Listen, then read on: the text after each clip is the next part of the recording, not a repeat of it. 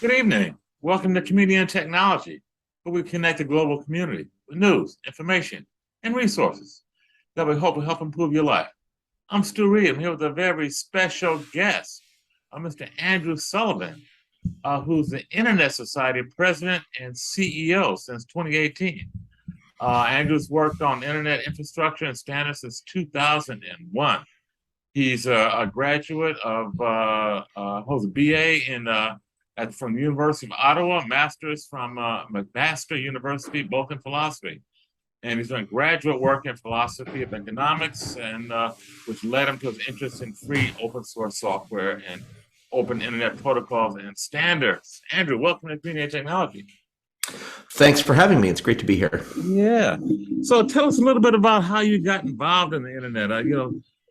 Folks have heard me and Dave talk about the Internet Society, but a lot of folks don't really know what it is or why it's there, what its purpose is, and give us a little bit of background if you would.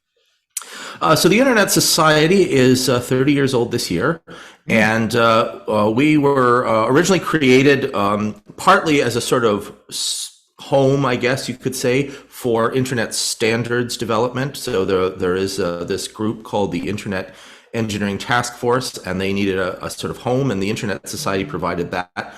But while that was going on, people said, hey, actually, what we need is a society that is paying attention to the way the internet develops, make sure that the internet is for everyone. And that's the purpose of the internet, of the Internet Society. So that's what we work on. We work to make sure that the internet is open and globally connected, secure and trustworthy, so that people can use it and that everybody gets the benefits of the internet. You know, it is a magical technology in many ways, and really a tool for human development. And that's something that is obscured, I think, these days. When I first connected to the internet, if you ask people, do you want to connect to it? Everybody thought it was, this great new technology, and sure, we'd like to join. But these days, I think there's, a drift against the understanding the value of the internet. And that's part of what it is that we work to make sure people understand.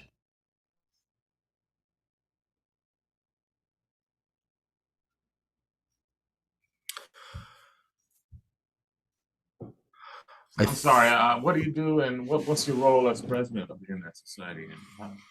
So I'm the CEO. I work as the CEO of the Internet Society. So I set the general direction for the organization.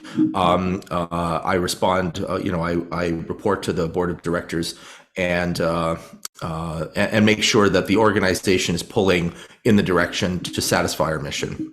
I also, because of this appointment, I also function as the CEO of the Internet Society Foundation, which is our philanthropic arm. That's where most of our granting activities and so forth come from. Mm-hmm, mm-hmm.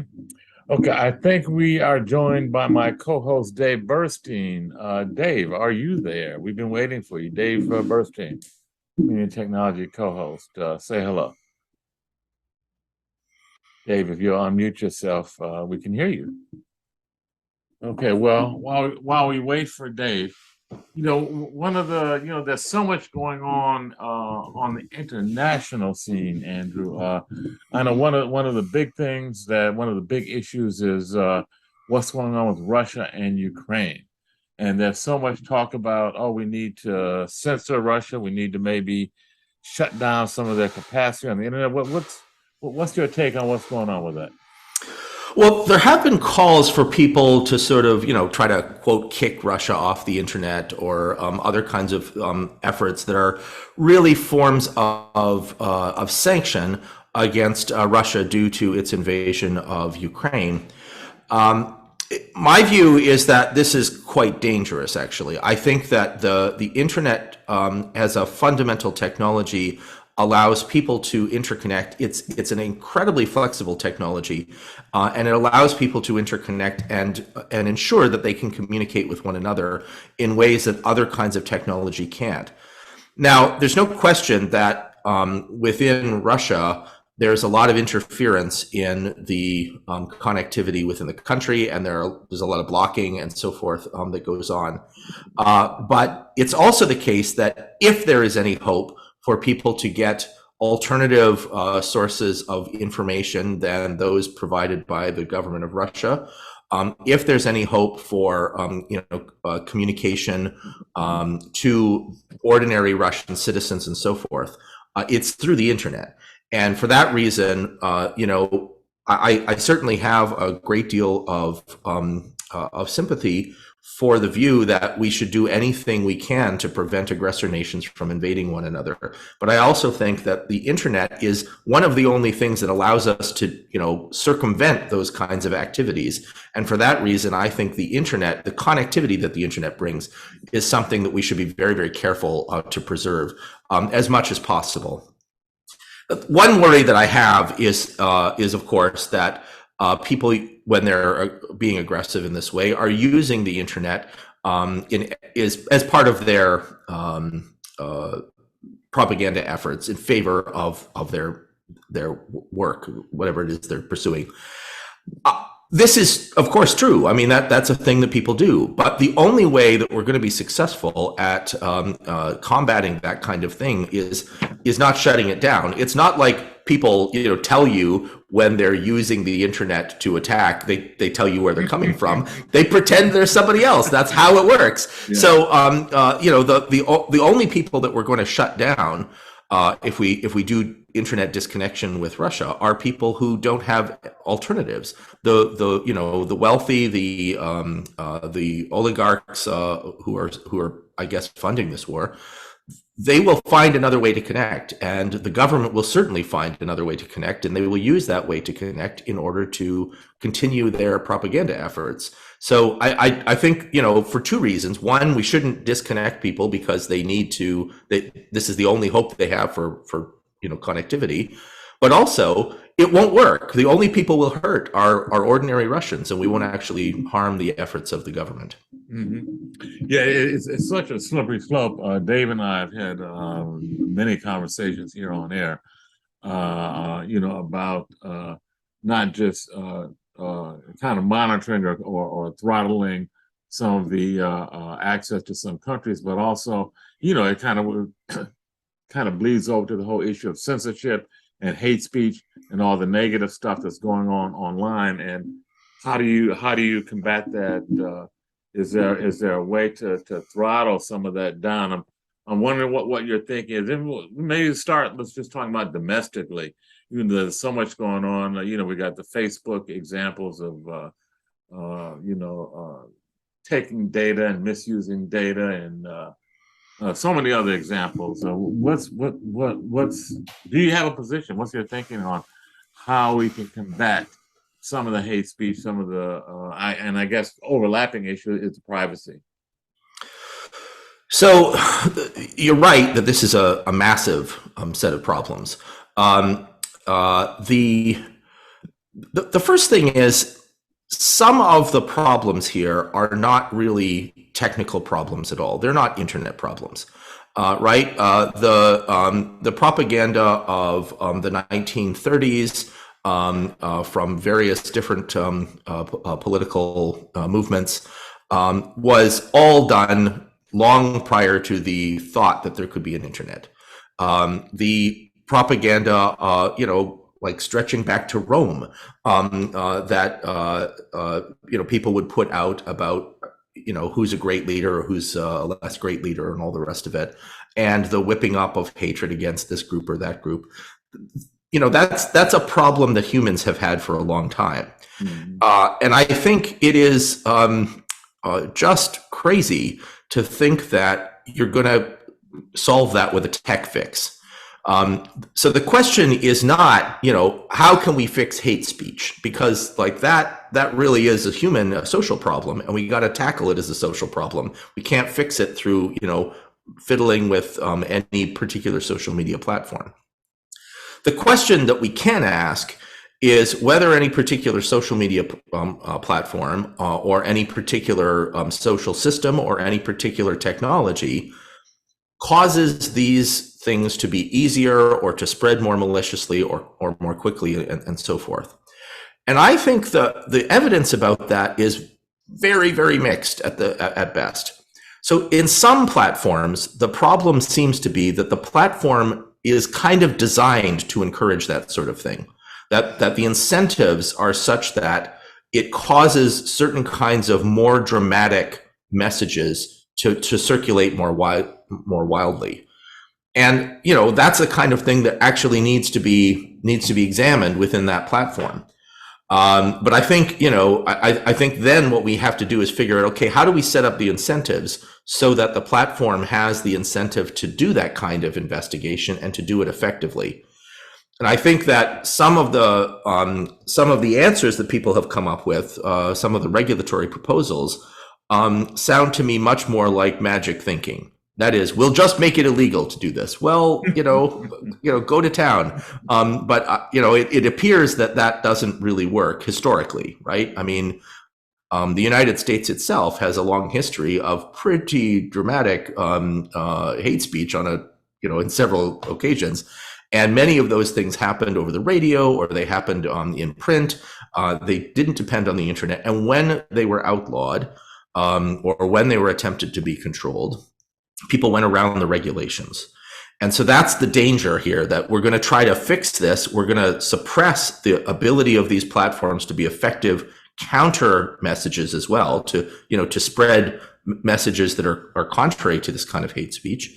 And still we'll have people who really do have that hatred and who will try to spread it through other means. And of course, we've seen that when some of the platforms over the last several years have attempted fairly dramatic attempts to control this, including banning users who seem to be in violation of the terms of service and so on. What do? They go and set up their own platform and they spread it even more. Like one of the platforms has numbers in its name and it keeps getting, more numbers. It starts at 4, then it's 8. How many multiples of 2 are we going to get? Because in each occasion, you get a sort of more extreme position. And I think people have, on many occasions, mistaken the internet as the cause for this rather than simply the vehicle. And I think it's important to keep that distinction in mind, because if we're going to be successful with this, we cannot hobble our own ability to use this marvelous tool of human communication to produce the kinds of messages that show us how we can get along, how we can collaborate with one another, how we can work together to make the world a better place. Mm-hmm. So true. I think we may be joined by Dave Burstein. Dave, are you with us? Come in, Dave. Come in, Dave. Well, maybe not. Wait.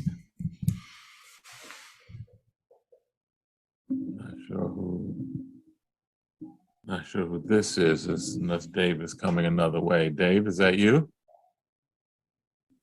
Well, we're trying to get Dave Burstein, our co-host, to join us. We're speaking with Andrew Sullivan, CEO of the Internet Society, about some of the issues, both domestic and globally, around the internet. We're just talking about hate speech and how it's a little bit nutty to try and blame the platform or regulate the platform, and that people have been engaging in hate speech since time immemorial, and it's really a human social problem that needs to be addressed.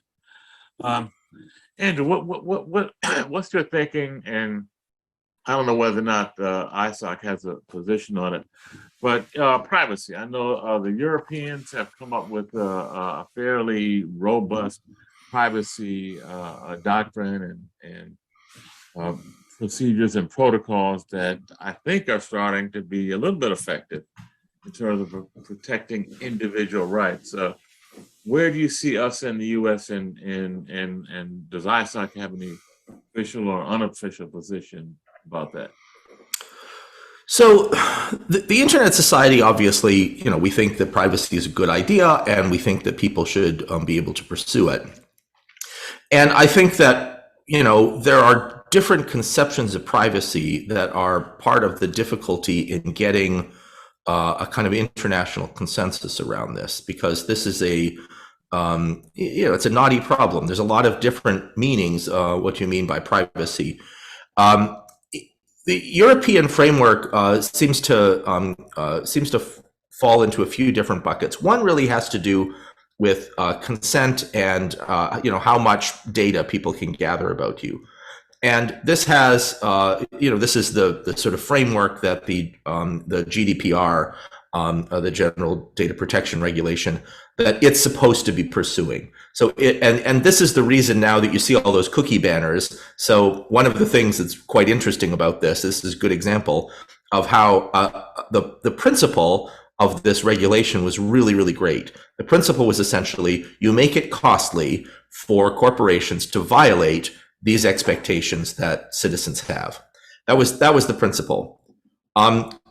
In implementation of any regulation, though, of course, what you get are a bunch of detailed rules that are written by people who try to write rules down. And the effect of this has been that we get like these long cookie banners that show up on all of these websites that everybody just ignores and clicks through anyway. And nominally, of course, that's a corporation getting your consent to track you in various ways, and people don't like that. And so naturally, rather than implementing the spirit of this regulation, what has happened is people who want that data, the corporations want that tracking data because it makes their advertisements more effective. They conform to the letter of the regulations. So now we see we're in another period where people are talking about how we're going to make those regulations evolve in order to better capture the spirit of these regulations. Once again, we're in a world that it's so funny with the internet. So many things we talk about here as though it's like new ground. But if you think about any kind of industrial regulation over the history of maybe the entire 20th century, you can see this pattern over and over again, right? In the automotive industry, you see car companies and they're like very tightly cleaving to whatever the set of rules are right now. And so we're always tweaking the rules to try to make the rules actually express what it is that people want out of this thing, which is a safe car. Now, cars got safer over that time, but there were a lot of periods in which, things got more expensive or more difficult or whatever in an effort to, to try to conform to these rules. There's another meaning of privacy. And I should say, of course, in the United States, California has a data protection regime that is almost identical to the GDPR. I mean, there's so little difference between them that it's not really worth. It's interesting to people who are involved in the technical differences. Probably interesting for lawyers, but for most of us, it really boils down to this is effectively the same regulation. And other states are looking at this. One thing that's a little unfortunate about this is because there isn't will in the United States, sort of nationally, to build those kinds of regulations. States are doing it one at a time. And you can imagine that this could be quite bad for the experience of the internet, where, where you are, where the server is, and where the operator of the website is are all things that you have to worry about all the time. Most people don't want to worry about that kind of stuff. And it's really weird to have that kind of experience. What we're seeing now, and Europe is kind of in the lead on this, but it's by no means alone, are these sort of data nationalization rules or data localization rules, which are you can't take the data of a citizen of this place and take it out of that place. So this is, European data, whatever that means, has to stay in Europe. And there's a lot of effort on the part, and it appears that this is going ahead. There's a lot of effort on the part of Europe to say, especially to the very big tech corporations, hey, you have to keep your data about your European users in Europe. The problem with that is that the platforms are not actually designed around that. And the reason they're not designed around that is that the internet isn't designed that way. So the internet is not really designed around national borders, and this is a feature rather than a bug. The original design of the internet is just, sort of very easy interconnectivity between any networks. So I have a network, you have a network, we want to interconnect with one another, we follow the protocols, and we just interconnect with one another. And there's an advantage in that sort of arrangement in not following national borders, because if you were doing it all by national borders, you'd need to have gateways exclusively at the borders of a country. The disadvantage with having gateways exclusively at the borders of a country is that each country is then a vulnerability point, right? You can have a national takedown of the network connectivity in that country, and that means that the constituent networks within it can become more or less stable based on these national policies. And we see that sometimes. We see that in countries that have poor international connectivity. If there's not a lot of good connection between, one country and other countries, then those countries are subject to internet shutdowns. And you can see this on the Internet Society, for instance, has a tool called Pulse.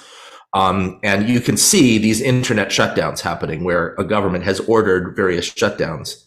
But that's usually because of, a small number of connections from that country to others. And so the platforms, the systems that developed on top of the internet embraced this sort of way of sort of, easy interconnection among the different networks that they operate and so on. And large tech corporations often designed their services in such a way that there are certain parts of their services that are like really fundamentally dependent on certain core components of their network. And those core components of their network are replicated everywhere, so that if there's an outage in one place, it will work because you just connect to a different one.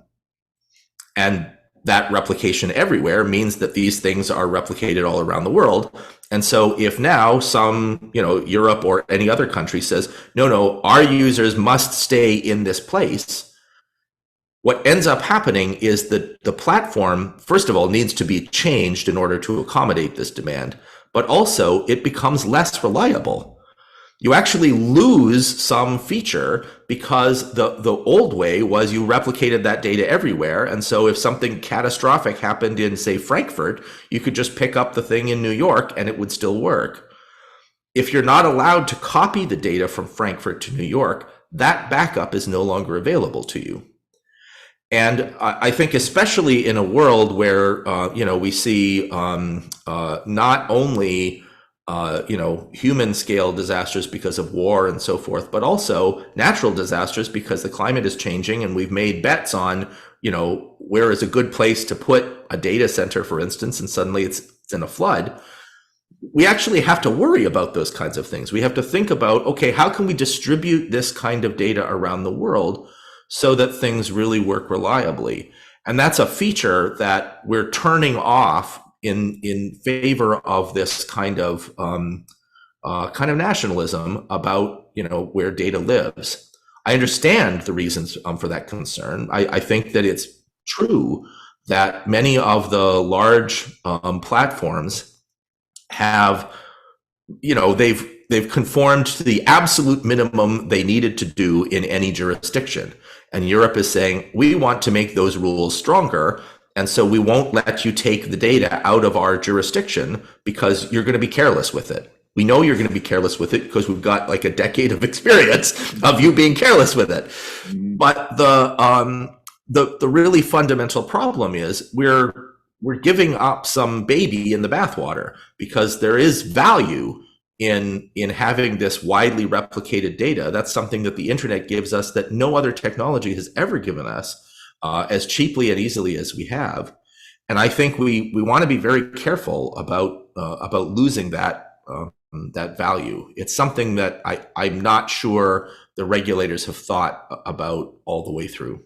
Yeah, I've heard very little conversation about that, Andrew, about how that privacy issue could impact just the actual functionality of the internet. That's an incredible problem, potentially. It is interesting that Facebook, in particular, I think has been on the record, I guess I should say Meta, is on the record as saying they may take their Facebook platform out of Europe if this regulation comes in, at least for a period of time, because they can't conform with the rule given the way that their application is designed. And I think people are treating that as, they're sort of poo-pooing it as like, this is just Facebook rattling its sword. And I don't know anything about how they work, but I know something about the design of large applications because I've worked on them. And I have a pretty good suspicion that there probably are components of the Facebook platform where you cannot keep the data all in one place, given where a user comes from. That's just not a function that they've built.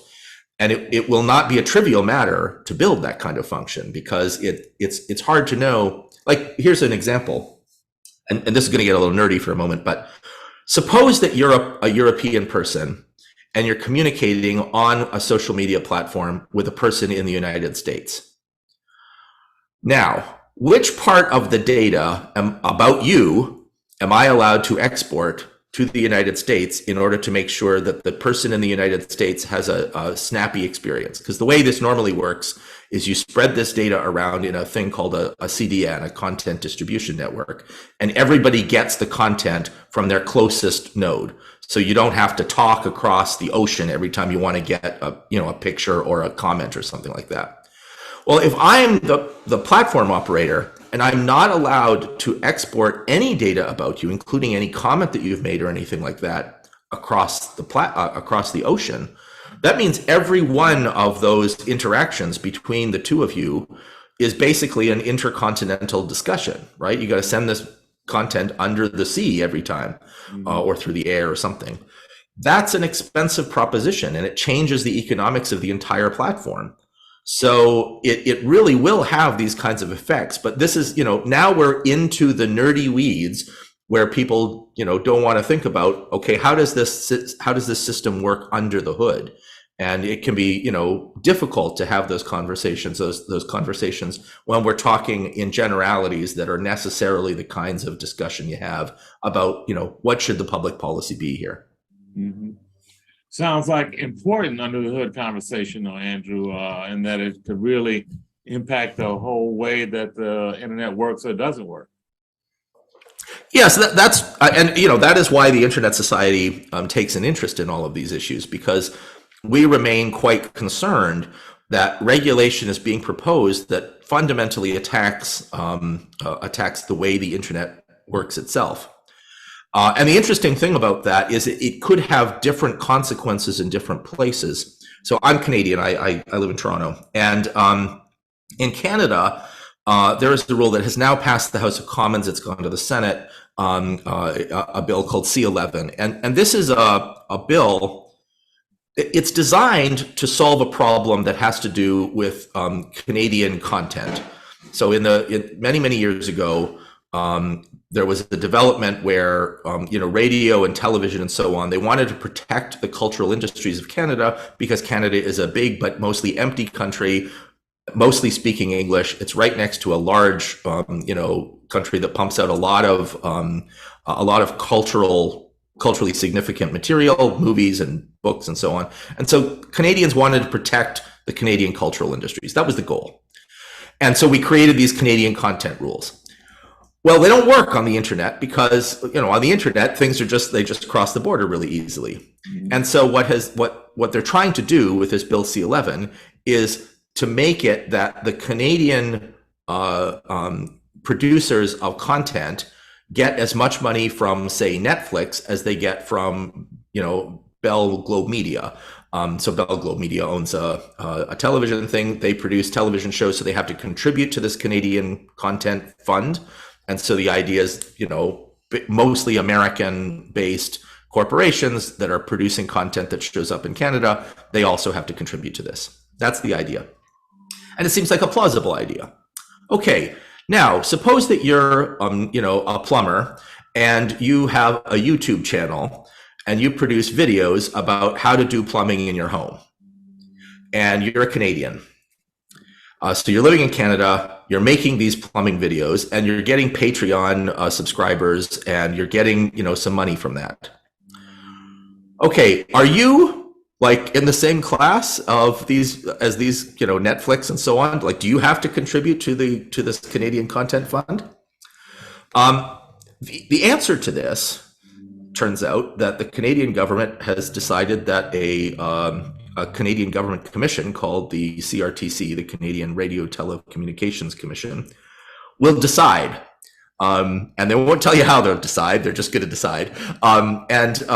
So at some threshold, but we don't know how much money that's going to be, you will turn into a commercial producer, and now you will have to contribute to these things, or else you will be taken off the internet. You're not allowed to. And nobody is exactly clear on how you're not going to be allowed on the internet, but you're not going to be allowed on the internet.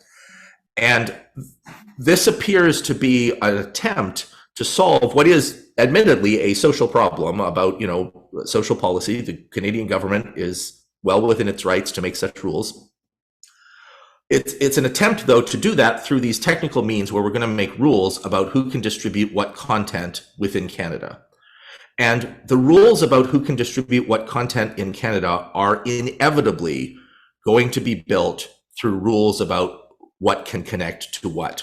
That's really fundamentally the only way you can do this. And that's where the danger comes in, because what happens is this changes the nature of the internet from a peer-to-peer kind of arrangement where we can connect to one another, and by connecting to one another, we can share things that we want, or we can collaborate in various ways we want. And it changes it into a system that is not just dominated by large corporations who have these big corporate things. That's what the regulations are all designed to work about. But it actually makes that a permanent structure. It makes it a fundamental structure of how the network must operate, because every question boils down to what is this content and who produced it. And that really dramatically changes the technical function of the internet, because if you are an internet service provider in Canada, you are going to have to enforce these rules. There's no other way for the regulator to enforce the rule.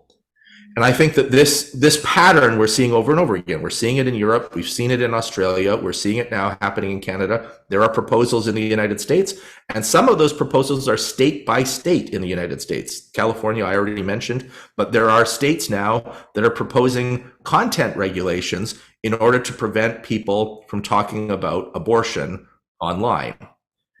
And, at that point, we cross into a place where, it's not like the internet anymore. It's various little networks that are not very well connected to one another, because you have to have these choke points in order to make sure that the content doesn't flow contrary to whatever the local regulation is. I think that's a terrible thing to do to ourselves. And I'm really, really concerned about it. And that's why the Internet Society is so concerned about this. It sounds like a complete balkanization of what's supposed to be an open international platform. It really is. And I think that, what we have to be careful about is that we don't forget why we got the internet in the first place. That when we started connecting things, we found that there was a lot of interest in new connections. Somebody would say, oh, I could do this other thing with that. And they would discover new stuff that they could create using the internet, possibilities that weren't there before. I remember a few years ago, I was at an Indigenous Connectivity Summit meeting in the far north of Canada. And there was an elder from this nation that was there. And he said, I used to be able to make these things, and everybody in my settlement could make these things too. We could all make the same things. And so there wasn't any trade of any kind. We just, we all made our sealskin boots or whatever. He was talking about a sealskin boot in that particular case. And he said, we got this connectivity. It's not real good. This is over microwave. It's slow and it's unreliable. He said, we got this connectivity, and now we have another way to make income. And because the pattern of settlement in this area has sort of forced people to have money incomes in a way that they traditionally did not have to, this is really critical for them. And yet they're living in a very remote place that doesn't have the opportunities for, normal monetary incomes that we might be used to. He said, this was a real big deal, because now I can reach, markets for my goods that I never would have had before. And I can do it cheaply and easily. Well, that is certainly not what the internet was invented to solve, right? The internet was invented to solve a problem that the folks at the Defense Advanced Research Project Agency had. And it came along and it did a bunch of these things, but it was not intended in its conception to solve that particular problem. But because it's such a plastic technology that gives us this opportunity to talk to one another, it could be used for that. Another group of people at the same meeting were talking instead about how they were using their connectivity to intervene in potential suicide cases, because there's a really big problem with youth suicide among the First Nations communities in Canada. And so these young people have figured out how to build a support network among young people who are dispersed all over in very, very long distances apart, and to build that and to, prevent people from killing themselves. And I think that that is also a beautiful thing. And all of these things, they're at risk whenever we talk about, putting content regulations at all of the borders in order to prevent so-and-so from saying the wrong thing according to whatever the local rules are. We need to understand that potential to lose things. And that's true whether it's because we're trying to protect national cultural industries the way Canada is, or whether we're trying to protect privacy the way Europe is, or the way California is, or whether we're trying to prevent women from learning about how they can get an abortion the way some of the states in the United States have proposed doing. I don't think hate speech is a good thing. I don't think, false news and all the rest of it. I don't think those are good things. But I don't think I think we're very foolish if we think, oh, well, the answer to all of that is to shut the internet down. Haters are going to keep hating. And what we got to figure out is how to get the other message across. Yeah, that's quite profound, Andrew. Thank you for that. Okay, we're going to take a brief break. You're listening to Community and Technology on WHCR 90.3. Our special guest today is Andrew Sullivan, President and CEO of the Internet Society. Stay tuned. We'll be right back. Birds flying high, you know how I feel. Sun in the sky, you know how I feel. Breeze drifting on by, you know how I feel. It's a new dawn, it's a new day. It's a new life for me, yeah. It's a new dawn, it's a new day. It's a new life for me. Woo, woo, woo. And I'm feeling good.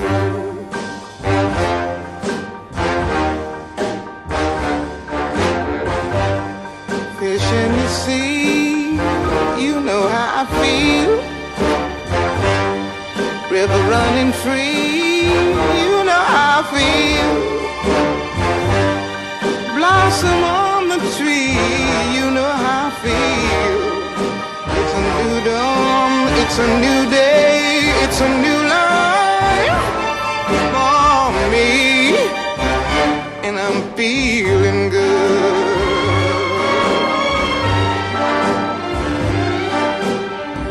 Dragonfly out in the sun, you know what I mean, don't you know?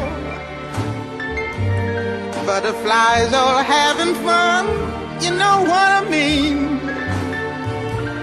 Sleep in peace when day is done, that's what I mean. And this old world is a new world and a bold world for me. Yeah, yeah.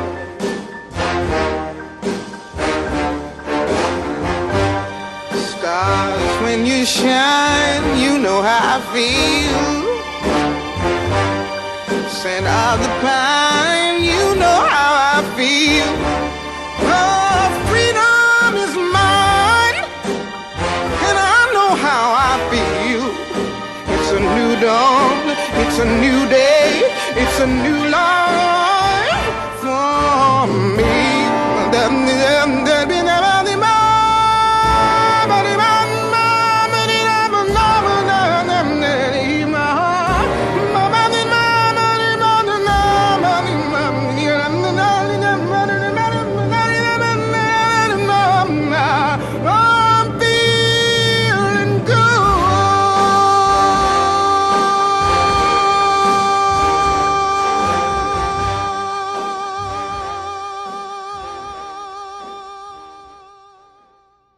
Okay, we're back. Community and Technology on WHCR 90.3. Stu Reid, special guest today, Andrew Sullivan, President and CEO of the Internet Society. Andrew, we were before the break talking about some of the perils of walling off the internet and trying to control content, trying to control speech that goes across international, maybe even local state borders. You know what, and you did raise the issue of the recent Roe versus Wade decision, and I just wanted to briefly touch on that woman, a family in Nebraska, that Facebook apparently was ordered by court to turn over some of the Facebook messages around a medication that the teenager was taking. What's your take on that? One of the things that is really super important on the internet is strong encryption. And when we say strong encryption, we mean a couple of different things. One, that the technology itself is highly resistant to breaking. So we use contemporary algorithms that are strong, that don't have any known exploits and so on. There's no promises here. Maybe we're wrong about it all, and there's something new that is out there that is attacking it. But generally speaking, we use this strong encryption. But the other part about it is that it needs to be end-to-end encrypted. And end-to-end encryption means it's from your computer all the way to the computer of the other person at the other end. So whether that computer is your phone or your tablet or your laptop or whatever you're using, it's all the way to the other end. Now, sometimes people think of encryption as being between you and another service. So there's a lot of chat systems where it's encrypted. That is, it's encrypted from you to the chat system. And then the chat system also encrypts to talking to the other person. But when it gets to that middle service, the middle service has access to all of the content that you've been, all of the messages that you've been sending back and forth. And this is what we often call hop by hop encryption. And most web services, most websites work this way. The problem there, you can see what the problem is. So if you're in a system that is hop by hop encrypted, your content can't be seen when you're talking to the service, and the person you're talking to also, that can't be seen while they're talking to the service, but the service can see everything. And if they can see everything, they can also keep a copy of it. And they can keep a copy of it because it's commercially in their interests, like they can do analysis of that and they can figure out what they can sell you, because they're doing that offline. Or they can keep it because law enforcement wants them to keep it, or they can keep it for more than one reason. If it's end-to-end encrypted, they can't see it, and therefore they can't do these kinds of things. And the problem in this case that's been reported is that this is hop by hop encryption. That Facebook in that case had the content, they had the messages, and so they could see it and they could share those messages on with law enforcement because I guess they'd kept them. So the danger in this kind of arrangement is that without end-to-end encryption, you simply don't have the ability to protect those messages. Now, there are a lot of people who are opposed to end-to-end encryption for various reasons. Some of the reasons people are opposed to end-to-end encryption is just like they want access to all of this information because they want to know what everybody's saying to one another. I understand why people want that, but I don't think that they should have it. I think it's socially bad for us. And there are a lot of people who think end-to-end encryption is dangerous because of the law enforcement disadvantages.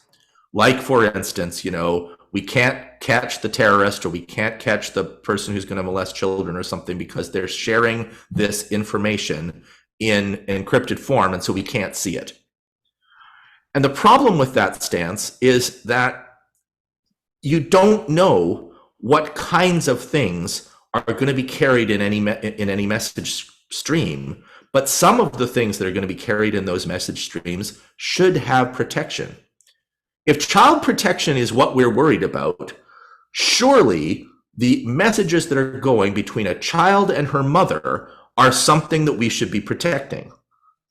That's a private conversation, and it shouldn't be something that we can eavesdrop upon, any more than we think it's acceptable to put bugs inside people's houses in order to listen to communications between parents and children. Mm-hmm.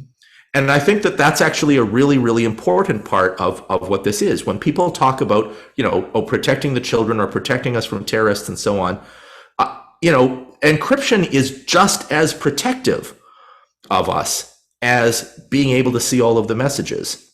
People worry, for instance, about criminals or terrorists, using the encrypted channel to set up their evil schemes, whatever their evil schemes are. Here's a terrorist story for you that, ought to make you alarmed. Suppose you woke up tomorrow morning and everybody in New York had their bank accounts emptied. Well, that is possible without strong encryption. Because if your bank can't encrypt those messages to you, then you do not have protection of your accounts, and everybody's account could be subverted one day.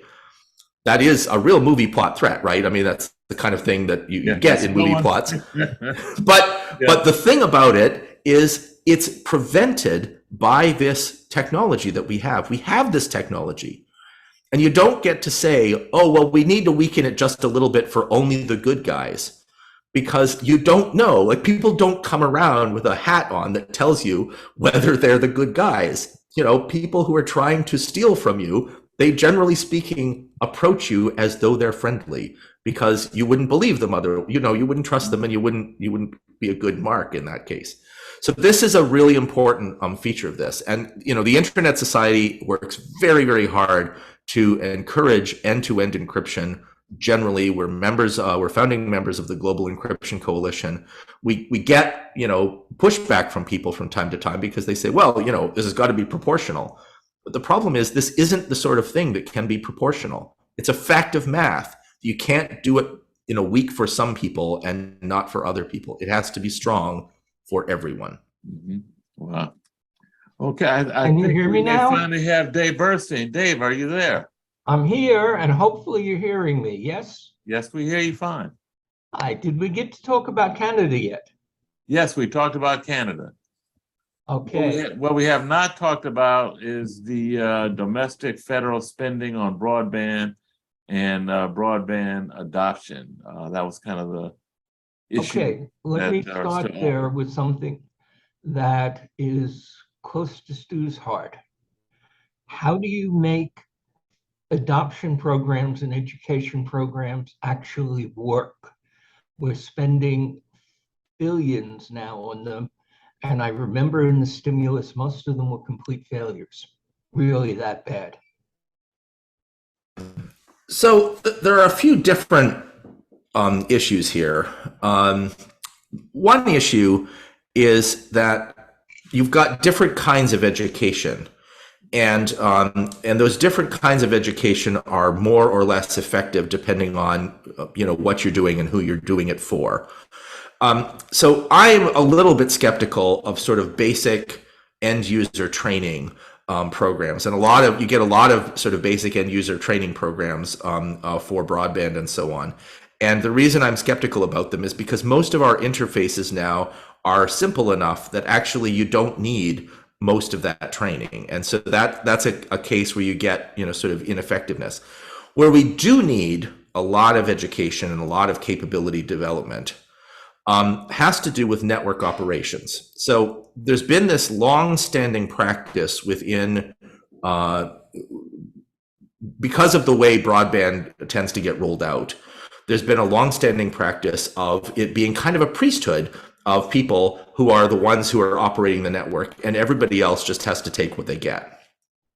And what we have seen over time, of course, is that people who are, economically disadvantaged, or people who are, sometimes racialized communities, people who are living in very rural or remote communities, very, very often, I guess in the United States they're called Indian tribes. In Canada we call them First Nations.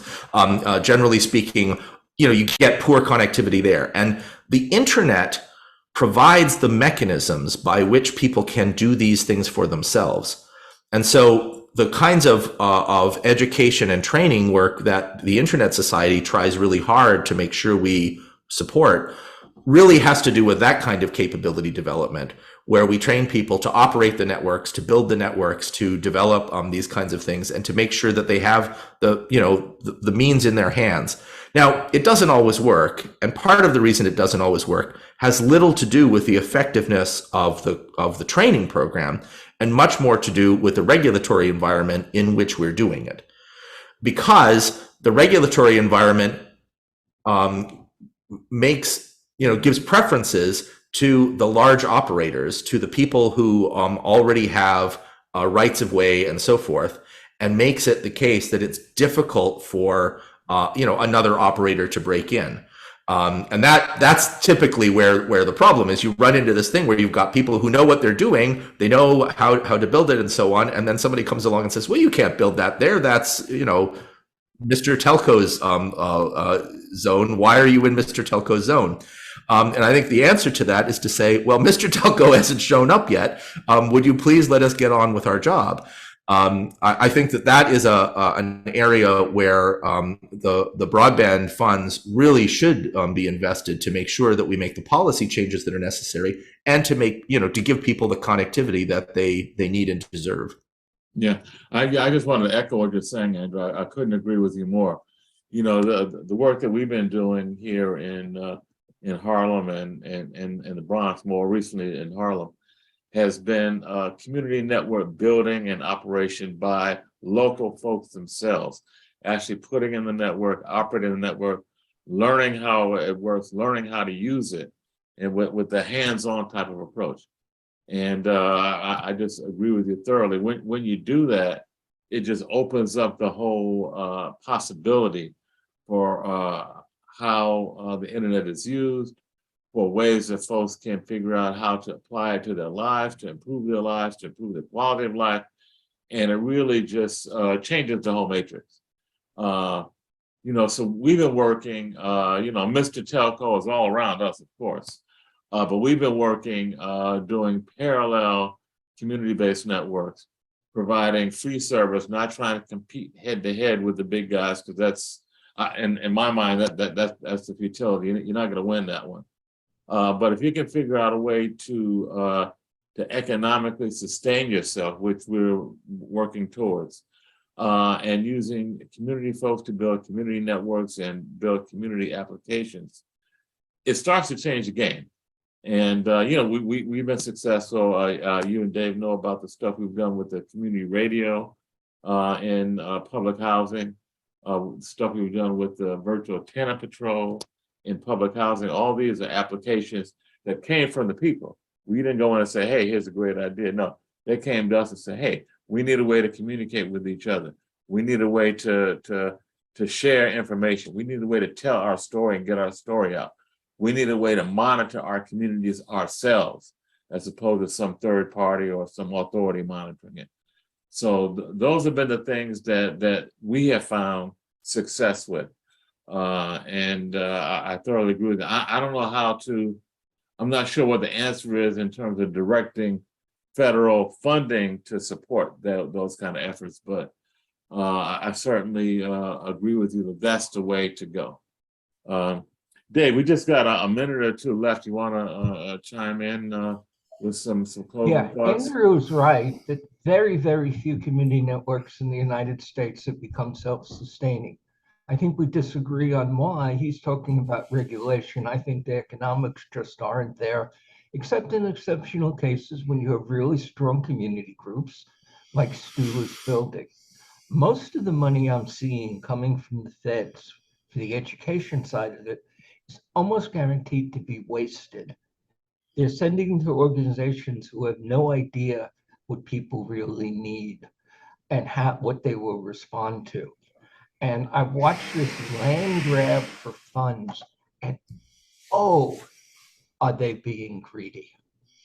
I have a strong disagreement with Andrew on what's called digital sovereignty. I think if the Europeans don't want the United States government and United States companies to have access to the data, keeping it in Europe should be their right. I think the Indians the same, and they agree. So actually, Andrew has lost this discussion. The sovereignty is already happening in Europe, and I believe is going to happen in India. It's harder in small countries. But it's utter nonsense to think that an organization like Facebook or Google could not reconfigure their network so that all the things that Andrew was talking about that may go back to the United States at this point, Europe and India are large enough networks that they can support them all at a cost that, compared to the scale of the giant operations, is negligible. But neither I nor Andrew are going to affect this decision. It's going to be done by politicians. And as I watch the Europeans, I think the politicians have already decided on this. Now, they may be doing it just to get the money from the United States. That's certainly, and it may be happening for commercial reasons and not because they really care about privacy. But when we have cases like subpoenas that are getting the conversation on Facebook between a 16-year-old girl who has a baby that she doesn't want to have and her mother, and it results in a prosecution, I would think that the Europeans have a very good case about not letting European data get in the hands of the US. And our government presumably has cracked Facebook. I don't think they routinely crack Google, but I believe Facebook has pretty well been cracked already. So I'm on the European side on this. But I think we're running out of time. Yes, we are. There's so much more to talk about. I hope Andrew can come back and explore these issues further. I'd really be interested in your pushback on Dave in terms of the operational aspects of the internet, given his position. So I want to thank you, Andrew. Thank you. We've been speaking with Andrew Sullivan, President and CEO of the Internet Society. Thank you, Andrew, for joining us. Thanks very much for having me. It was great to talk to you. Okay. This has been Community and Technology, Stu Reid and Dave Burstein, special guest Andrew Sullivan. Stay tuned for more news and information. This is WHCR 90.3 FM, Community and Technology, every Wednesday, 5 to 6 p.m. Thanks for tuning in. Good night.